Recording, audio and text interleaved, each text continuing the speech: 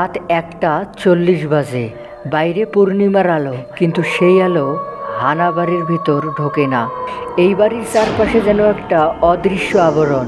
জ্যোৎস্না এলেও আলো পড়ে না। এই বাড়ির নাম হানা বাড়ি, আর এখানকার জিন জাহারিল, যে কারো চোখে ধরা পড়ে না। তবে যার ঘাড়ের উপর তার নিঃশ্বাস পড়ে সে জীবিত থাকে না। শাকিল নামের এক যুবক আসে বাড়িটি দেখতে, কারণ তার বাবা এই জমিটি বিক্রি করতে চান। নতুন বাড়ির বৃদ্ধ কেয়ারটেকার সাবধান করে বলেছিল, এই বাড়ির ভিতরে সন্ধ্যার পর গুনগুন করে কেউ গান গায়। আপনি যদি গান শুনে ফেলেন তবে আপনি আর আপনি থাকবেন না। শাকিল তখন হেসেছিল, কারণ সে জানতো না এই বাড়িতে হাসির কোনো অনুমতি নেই। রাতে যখন সে ঘুমাতে যায়, দেয়ালের পাশে রাখা আয়নাটার ফ্রেমে হঠাৎ দাগ পড়ে। দেখে মনে হয় কেউ নখ দিয়ে চিরে দিয়েছে।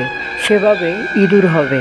কিন্তু পরদিন সকালে দেয়ালে লেখা একটা কথা দেখে সে স্তম্ভ হয়ে যায়। আমার ঘর কেনা যায় না। ঘরের দরজা বন্ধ ছিল, কেউ ঢোকেনি, তবুও দেয়ালে লেখা রক্তের মতো লাল। সেই দিন ভোর রাত 3টা বাজে। শাকিল বিছানায় শুয়ে আছে। হঠাৎ করে দরজার নিচ দিয়ে কারো পায়ের ছায়া দেখা যায়। ছায়াটা থামে, তারপর নিচু গলায় শোনা যায় কানের পাশে, তুই আমার গলা শুনে ফেলেছিস। শাকিল চমকে উঠে দেখে কেউ নেই, কিন্তু তার বালিশে ভেজা কিছুর ছাপ, যেন কেউ বসেছিল মাথার পাশে। অনেক বছর আগে এই বাড়িতে এক ইমাম সাহেবের পরিবার বাস করত। তার একটা মেয়ে ছিল। মেয়ের নাম ছিল সাকিনা। তাকে বিয়ে করতে চেয়েছিল গ্রামের এক বাদল নামের লোক, কিন্তু সাকিনা তাকে প্রত্যাখ্যান করে। বাদল ছিল জাহারিল নামের এক জিনের উপাসক। সে বলেছিল, আমাকে না বলেছিস তোকে আমি কাউকেই দেব না। এক রাতে সাকিনার পুরো পরিবার আগুনে পুড়ে মরে, কিন্তু অদ্ভুতভাবে সাকিনার দেহের একটুকুও পোড়া যায়নি। সে বসেছিল জানালার ধারে, চোখ খোলা ছিল আর ঠোঁটে হালকা হাসি। তারপর থেকে জানালার পাশে মাঝরাতে একজন মেয়েকে বসে থাকতে দেখা যায়। সেই রাতে ঘড়িতে 3:03 বাজে। শাকিল দরজা খুলে বাইরে বের হয়ে যায়।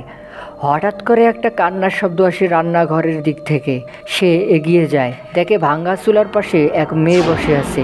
সাদা জামা, খোলা চুল, পিঠের উপর রক্তের ছাপ। শাকিল বলল, কে আপনি? মেয়েটা ধীরে ধীরে মাথা ঘুরিয়ে বলল, তুই ঘর কিনতে এসেছিস, ঠিক আছে, কিন্তু তুই তো এর দাম বুঝিস না।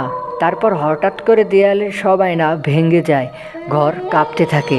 শাকিল দৌড় দেয়, কিন্তু দরজা তখন বন্ধ ছিল। ঘরের চারপাশে লেখা, এটা আমার ঘর, তুই থাকবি না। পরদিন সকালে কেয়ারটেকার এসে দেখে ঘরের মধ্যে শাকিল নেই, কিন্তু দেয়ালের একপাশে নতুন একটা আয়না, আর সেখানে দেখা যাচ্ছিল শাকিলের মুখ।